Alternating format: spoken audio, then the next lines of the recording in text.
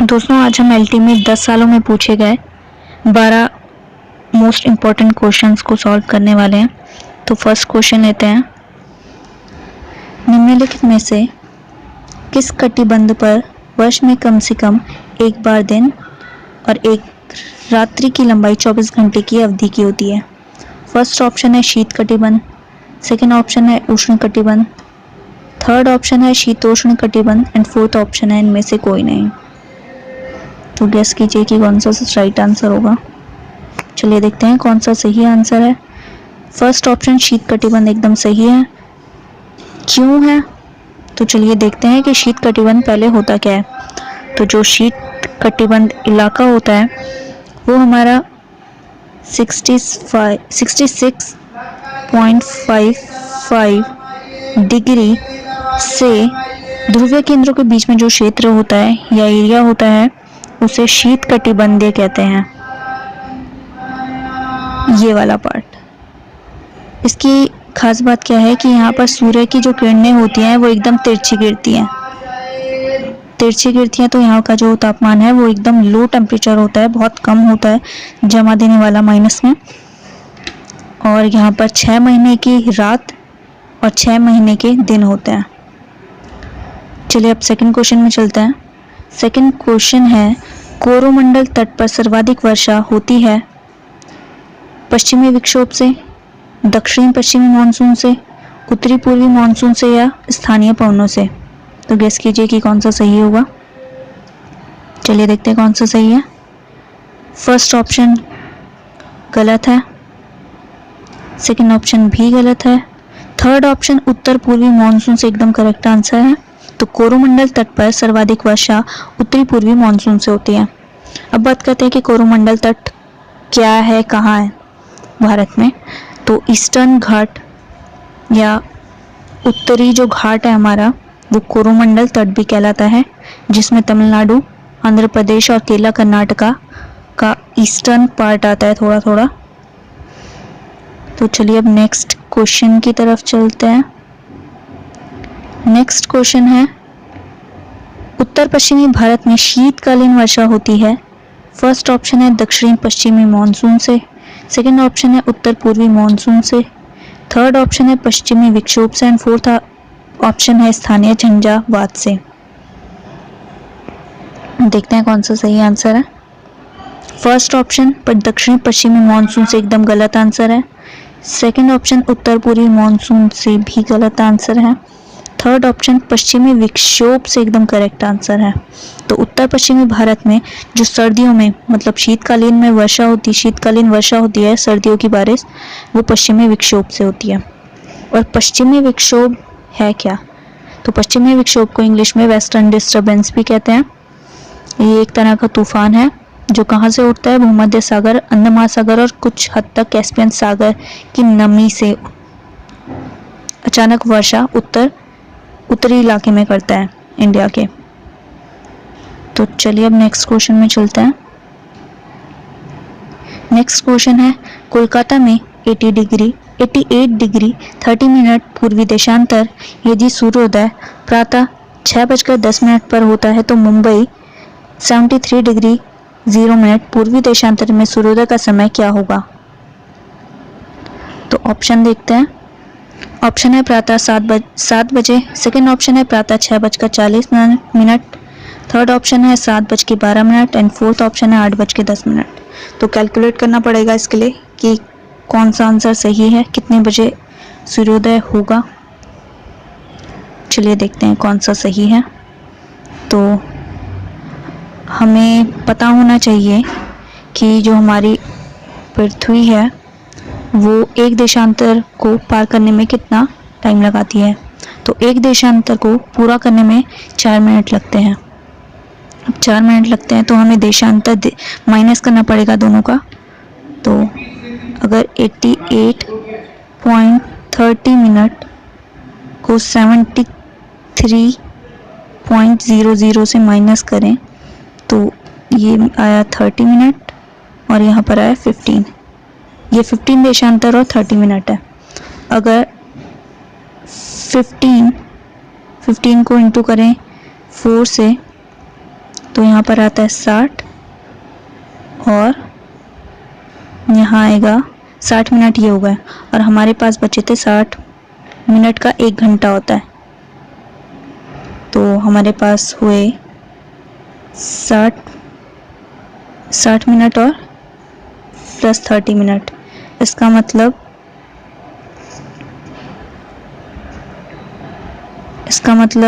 1 घंटा और 30 मिनट।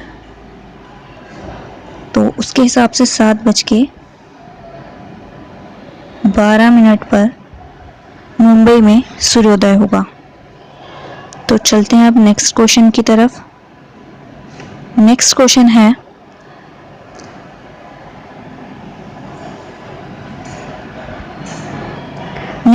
है, निम्नलिखित कथन पर विचार कीजिए तथा कारण को ध्यान में रखकर दिए गए कोटों में से सही उत्तर का चयन कीजिए। तो कथन ए है, उष्ण मरुस्थलों का विस्तार महाद्वीपों के पश्चिमी छोर पर है। सेकंड है, वायु भार पेटियां मौसम के अनुसार उत्तर दक्षिण की ओर खिसकती हैं। तो फर्स्ट ऑप्शन देखते हैं।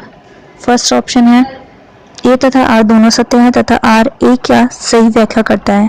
सेकंड ऑप्शन है, ए तथा आर दोनों सत्य हैं परंतु आर ए की सही व्याख्या नहीं करता। थर्ड ऑप्शन है, ए सत्य है किंतु आर असत्य है। फोर्थ ऑप्शन है, ए असत्य है किंतु आर सत्य है। चलिए देखते हैं कौन सा सही आंसर है। इसका जो सही आंसर है वो है सेकंड ऑप्शन। तो ये है, उष्ण मरुस्थलों का विस्तार महाद्वीपों के पश्चिमी छोर पर है। अगर हम वर्ल्ड मैप को उठाकर देखें तो महाद्वीपों में पश्चिमी छोर पर ही उष्ण मरुस्थलों का विस्तार देखने को मिलता है। एंड सेकंड जो कथन है, वायु भार पेटियां मौसम के अनुसार उत्तर दक्षिणी खिसकती है, ये भी कथन एकदम सही है।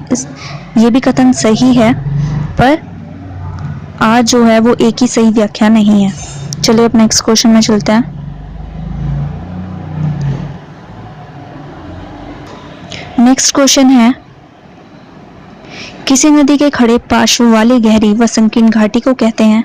फर्स्ट ऑप्शन है कगार, सेकंड ऑप्शन है कटक, थर्ड ऑप्शन है भृगु एंड फोर्थ ऑप्शन है महाखंड। कौन सा इसका सही होगा? इसका जो राइट आंसर है वो फोर्थ है, महाखंड। अब देखते हैं कि महाखंड क्या होता है। महाखंड एक घाटी टाइप होती है संकीर्ण, जिसमें वी शेप की एक घाटी होती है और बीच में नदी का बहाव होता है। तो ये नदी का जो रफ्तार है उसी के कटाव से, कुछ मृदा अपरदन से ये ऐसी घाटी बनती है और काफ़ी संकीर्ण होती है, जैसा आप देख ही रहे हैं। तो चलिए अब नेक्स्ट क्वेश्चन की तरफ चलते हैं। नेक्स्ट क्वेश्चन है, भूकंप की प्रबलता मापी जाती है। फर्स्ट ऑप्शन है एनीमोमीटर, सेकंड ऑप्शन है वर्नियर मापनी द्वारा, थर्ड ऑप्शन है प्लेनीमीटर द्वारा, फोर्थ ऑप्शन है रिक्टर मापनी द्वारा। कौन सा इसका सही आंसर होगा बताइए। चलिए देखते हैं कौन सा सही आंसर है।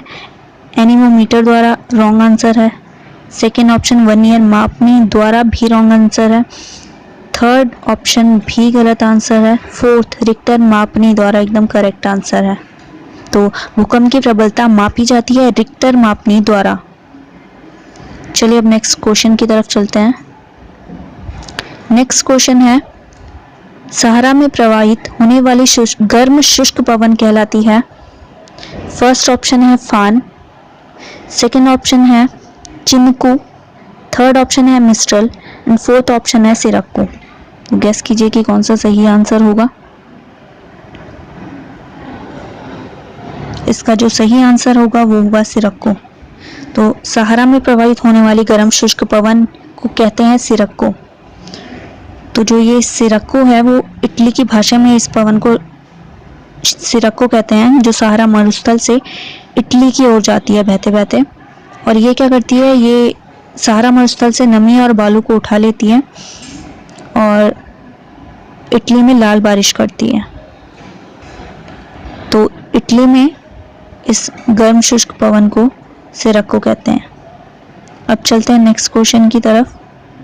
नेक्स्ट क्वेश्चन है, निश्चित सीमा व निश्चित दिशा में तीव्र गति से बहने वाली जलराशि को कहते हैं। फर्स्ट है अपवाह, सेकंड ऑप्शन है धारा, थर्ड ऑप्शन है विशाल धारा प्रवाह एंड फोर्थ ऑप्शन है जेट स्ट्रीम। तो गेस कीजिए कि कौन सा सही आंसर होगा। आसान है। इसका जो राइट आंसर वो होगा धारा। तो धारा वो जलराशि, बहने वाली जलराशि है जो निश्चित सीमा और निश्चित दिशा में तीव्र गति से बहती है। अब चलते हैं नेक्स्ट क्वेश्चन की तरफ। अब चलिए नेक्स्ट क्वेश्चन लेते हैं। विक्षेप बल उत्पन्न होता है, फर्स्ट ऑप्शन है वायुदाब के अंतर से, सेकंड ऑप्शन है पृथ्वी के भ्रमण से, थर्ड ऑप्शन है तापमान के अंतर से एंड फोर्थ ऑप्शन है उच्चावचीय विषमता से। तो गेस कीजिए कि इसका कौन सा सही आंसर होगा। तो चलिए देखते हैं कि इसका सही आंसर कौन सा है। वायुदाब के अंतर से रॉन्ग है, पृथ्वी के भ्रमण से एकदम करेक्ट आंसर है। तो जो विक्षेप बल है वो पृथ्वी के परिभ्रमण से, मतलब घूमने की वजह से, अक्ष में घूमने की वजह से उत्पन्न होता है। और जो ये विक्षेप बल है उसकी वजह से जो हमारा उत्तरी गोलार्ध होता है उसमें जो हवाएं होती है वो दाहिनी ओर मुड़ जाती हैं, और जो दक्षिणी गोलार्ध है हमारा उसमें जो पवन की दिशा है वो बाईं ओर मुड़ जाती है इस बल के कारण। तो चलिए नेक्स्ट क्वेश्चन में चलते हैं। नेक्स्ट क्वेश्चन है, दक्षिण गंगोत्री क्या है। फर्स्ट ऑप्शन है प्रायद्वीप भारत की एक नदी, नहीं। सेकंड ऑप्शन युद्धक जलपोत, थर्ड ऑप्शन है हिमालय स्थित कोई झील एंड फोर्थ ऑप्शन है अंटार्कटिका में स्थापित भारतीय वैज्ञानिक अनुसंधानों का स्थायी केंद्र। तो गेस कीजिए कि इसका कौन सा राइट आंसर होगा। तो चलिए देखते हैं कौन सा सही आंसर है। फर्स्ट ऑप्शन प्रायद्वीपीय भारत की एक नदी, रॉन्ग है। सेकंड ऑप्शन युद्धक जलपोत, रॉन्ग आंसर है। थर्ड ऑप्शन हिमालय स्थित कोई झील, ये भी रॉन्ग आंसर है। तो इसका सही जो आंसर होगा वो फोर्थ ऑप्शन होगा, अंटार्कटिका में स्थापित भारतीय वैज्ञानिक अनुसंधानों का स्थायी केंद्र। तो चलिए दक्षिण गंगोत्री के बारे में थोड़ा सा कुछ जान लेते हैं।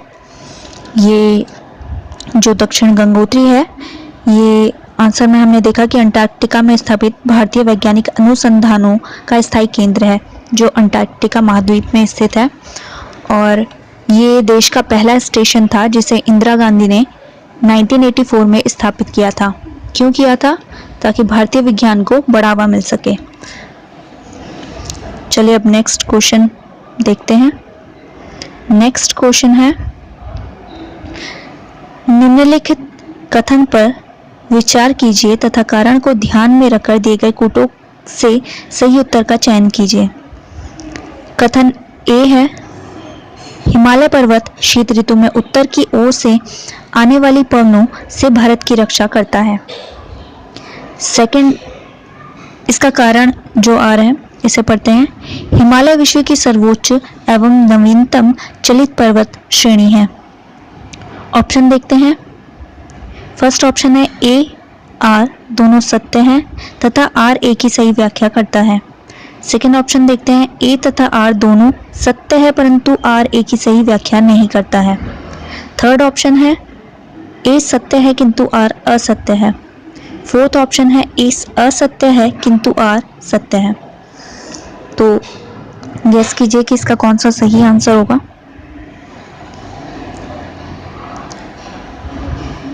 तो चलिए देखते हैं इसका कौन सा सही आंसर है। इसका जो सही आंसर है वो हमारा जो फर्स्ट है वो एकदम सही आंसर है। ए तथा आर दोनों सत्य हैं तथा आर ए की सही व्याख्या है।